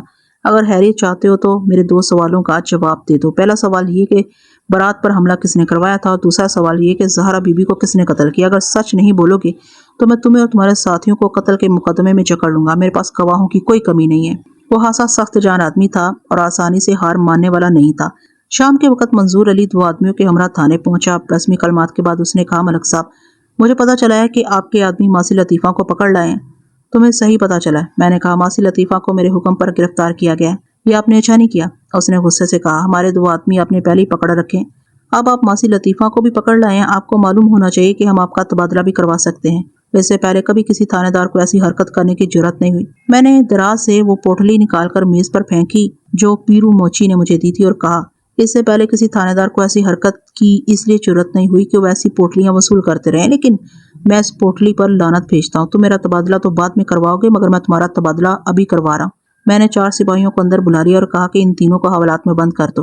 और मलक साहब, आप तो नाराज हो गए। मंजूर अली ने घबरा कर कहा, मेरी बात तो सुने। सिपाही तीनों को धकेलते हुए कमरे से बाहर लेकर हवालात में बंद कर दिया। मैंने एक ASI से कहा कि जेदे को हवालात के सामने ले जाओ और मंजूर अली की झलक दिखाकर मेरे पास ले आओ। कराइन से ये अंदाजा होता था कि बारात पर हमला मंजूर अली के इशारे पर किया गया था। मैंने सोचा अगर जेदा इस हमले में शामिल था तो वो चौधरी मंजूर अली को हवालात में देकर जरूर घबराएगा। थोड़ी देर बाद ASI जेदे को मेरे पास ले आया। उसका बदन पसीने से तर था और वो बुरी तरह हाँफ रहा था। मैंने उसे मुखातिब करके कहा, जेदे, गौर से मेरी बात सुनो। हमने तुम्हें चौधरी मंजूर अली की मुखबरी पर गिरफ्तार किया है। उसने हमें बताया कि बारात पर जिन लोगों ने हमला किया था उनमें तुम भी शामिल थे। वो ज़हरा और साके के कत्ल का इल्जाम भी तुम पर लगाता है। अब बताओ तुम क्या कहते हो। उसने गौर से मेरी बात सुनी, फिर पूछा, आपने चौधरी को किस इल्जाम में गिरफ्तार किया है। चौधरी को हमने इसलिए गिरफ्तार किया है कि सईदुद्दीन के कत्ल और बारात पर हमले का मंसूबा उसी ने बनाया था। फहमीदा उसकी मंगेतर। उसने सईदुद्दीन को धमकी दी थी कि अगर उसने फहमीदा से शादी की तो वो उसे कत्ल कर देगा। अब वो अपनी गर्दन बचाने के लिए सारा इल्जाम तुम लोगों के सर थोप रहा है। उसने तुम्हारे अलावा तुम्हारे उन साथियों के नाम भी लिखाए हैं। मैंने दराज से फहरिस्त निकाल ली और जेदे को नाम पढ़कर सुनाए। उसकी खुद एतमादी आहिस्ता आहिस्ता टूटती चली गई। हाथ जोड़कर बोला, मलिक साहब, मैं खुदा को हाजिर नाजिर जानकर कहता हूँ, मैंने किसी को कत्ल नहीं किया। ठीक है, मैं तुम्हारी बात मान लेता हूँ, बाकी बात भी बताओ। साके ने तुम्हें चौधरी मंजूर अली के पास क्या पैगाम देकर भेजा था। ये सवाल सुनकर उसकी आंखें फैल गईं। उसे यकीन हो गया कि मंजूर अली ने हमें सब कुछ बता दिया था। वो वहीं जमीन पर बैठ गया और आहिस्ता आहिस्ता सारा किस्सा मुझे बता दिया। उसने बताया कि साका उनका सरगना था और उसी ने बारात पर हमले का प्रोग्राम बनाया था। उन्हें ये मालूम नहीं था कि घोड़े किसने फराहम किया और हमला किसके इशारे पर किया जा रहा है। साके ने उससे और दीगर 4 आदमियों को 500 रुपए फी कस देने का वादा किया था। उन्हें यह भी मालूम नहीं था कि बारात में से एक लड़की को अगवा भी करना है। असल बात साके या उसके करीबी साथी सिराजुद्दीन को मालूम थी। दूसरे रोज साके ने जेदे को मंजूर अली के पास भेजा और कहा कि वो 5000 रुपए लेकर अपने डेरे पर पहुंच जाए। جیدے نے مجھے بتایا کہ جب اس نے منظور علی کو یہ پیغام دیا تو اس نے سب سے پہلے زہرا کے بارے میں پوچھا۔ جیدے نے اسے جواب دیا، کیسی باتیں کرتے ہو چودھری، زہرا تو ختم ہو چکی ہے، یہ کیا کہہ رہے ہو تم؟ منظور علی نے غصے سے کہا، زہرا کیسے ختم ہو گئی؟ جیدے نے کہا، جیسے بھوکے بھیڑیوں کے قبضے میں آئی ہوئی بکری ختم ہو جاتی ہے، وہ تو دہشت سے ہی ختم ہو گئی تھی۔ ساکیو اور سراج نے اسے ساری رات اپنے کمرے میں رکھا تھا، صبح اس کی لاش باہر آئی تھی۔ جیدے نے مجھے بتایا کہ یہ تفصیل سن کر منظور علی کے چہرے پر ایک رنگ آتا تھا اور ایک جاتا تھا۔ اس نے اس سے کہا، ساکے سے کہو کہ میں رقم لے کر ڈیرے پر پہنچ رہا ہوں اور بھوسے کے ڈھیر کے نزدیک میرا انتظار کرے۔ اس کے بعد جو کچھ ہوا اس کا اندازہ لگانا مشکل نہیں تھا۔ منظور علی تیش کے عالم میں ساکے کے پاس پہنچا تھا اور جاتے ہی اسے قتل کر دیا تھا۔ میں نے جیدے کو ایک کونے میں بٹھایا اور منظور علی کو کمرے میں بلا لیا۔ ملک صاحب، اس سور کی باتوں پر یقین نہ کریں، اس نے جیدے کی طرف اشارہ کر کے کہا، یہ اول نمبر کا جھوٹا اور مکار شخص ہے۔ میں نے منظور علی کے منہ پر الٹے سیدھے 3-4 تھپڑ رسید کیے، پھر کہا، منظور علی، ہمیں سچ اور جھوٹ کو پرکھنے کا بہت تجربہ ہے۔ اس سور نے پہلے جھوٹ بولا تھا، اب تو اس نے سب کچھ سچ سچ بتا دیا۔ اب میں تمہارے منہ سے سچ سننا چاہتا ہوں۔ اگرچہ میرے حساب سے تم 3 آدمیوں کے قاتل ہو، مگر ایک قتل کے الزام سے تم نہیں بچ سکو گے۔ میں ابھی ڈیوٹی مجسٹریٹ سے سرچ وارنٹ لے کر چنی وال پہنچ رہا ہوں۔ مجھے امید ہے کہ ہم تمہارے گھر سے بآسانی وہ ریوالور برآمد کر لیں گے جس سے تم نے محمد اسحاق اور ساکے کو قتل کیا تھا۔ مقتول کے جسم سے تمہارے پستول کی چلائی ہوئی گولیاں برآمد ہو چکی ہیں اور کم سے کم 5 آدمی یہ گواہی دیں گے کہ تم نے ان کی آنکھوں کے سامنے ساکے کو قتل کیا تھا، اور یہ وہی 5 آدمی ہیں جن کی فہرست تم نے خود مجھے دی تھی۔ میں نے جیدے کی طرف اشارہ کیا، ان میں سے ایک وہ سامنے کونے میں بیٹھا ہے۔ منظور علی کے گھٹنے کپ کپانے لگے، بولا، اس نے میری رشتے کی بہن کو قتل کیا تھا۔ میں یہ کیسے ظلم برداشت کر سکتا تھا؟ میری جگہ کوئی بھی ہوتا اسے قتل کر دیتا۔ بارات پر حملے کا منصوبہ تم نے بنایا تھا؟ میں نے ان کتوں کو یہ نہیں کہا تھا کہ میری خاندان کی لڑکی اٹھا لے جانا؟ ہاں، بہت خوب، تم یہ چاہتے تھے کہ وہ تمہارے رقیب کے خاندان کی کوئی لڑکی اٹھا لے جاتے۔ میں نے اس کے منہ پر چند اور تھپڑ لگائے۔ منظور علی، لڑکی کسی بھی خاندان کی ہو وہ لڑکی ہی ہوتی ہے۔ تم سعید الدین کے خاندان کی کسی لڑکی کو بے عزت کروانا چاہتے تھے، لیکن اتفاق سے تمہارے اپنے خاندان کی لڑکی تمہارے ناپاک منصوبے کی لپیٹ میں آ گئی۔ اگلے روز ہم نے جیدے کے باقی ساتھیوں کو بھی گرفتار کر لیا اور منظور علی سمیت ان سب کے خلاف قتل اقدام، قتل اور ڈکیتی کا مقدمہ درج کر لیا۔ ماسی لطیفہ کو میں نے 3 دن کے بعد چھوڑ دیا، تاہم اسے چھوڑنے کو میرا دل نہیں چاہتا تھا کیونکہ اس کے جھوٹ نے کئی انسانوں کو زندگی سے محروم کر دیا تھا۔ تو ناظرین، امید کرتی ہوں کہ کہانی آپ کو پسند آئی ہوگی۔ پسند آئی ہے تو لائک، کمنٹ اور شیئر لازمی سے کیجیے گا، اور مجھے اجازت دیجیے ایسی کسی اچھی سی کہانی تک کے لیے اللہ حافظ۔